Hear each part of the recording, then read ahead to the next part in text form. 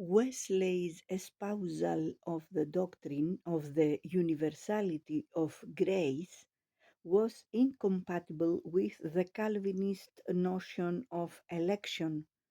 If grace was universal, sin was universal too. Any man who came to a conviction of sin might be visited by grace and know himself to be ransomed by Christ's blood. Thus far, it is a doctrine of spiritual egalitarianism. There is at least equality of opportunity in sin and grace for rich and poor, and as a religion of the heart rather than of the intellect, the simplest and least educated might hope to attain towards grace. In this sense, Methodism dropped all doctrinal and social barriers and opened its doors wide to the working class.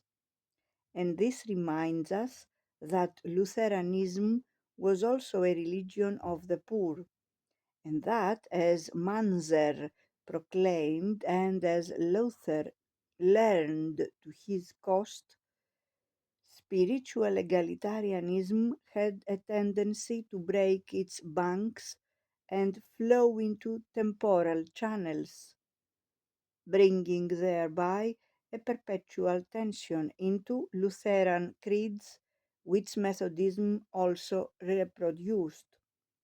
But Christ's ransom was only provisional. Wesley's doctrine here was not settled.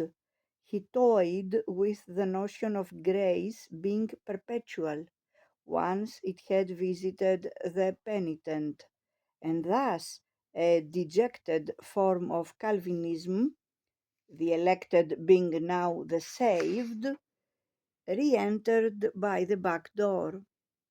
But as the 18th century wore on, the doctrine of justification by faith hardened, perhaps because it was so evident that multitudes of those saved in the revivalist campaigns slid back to their old ways after years or only months.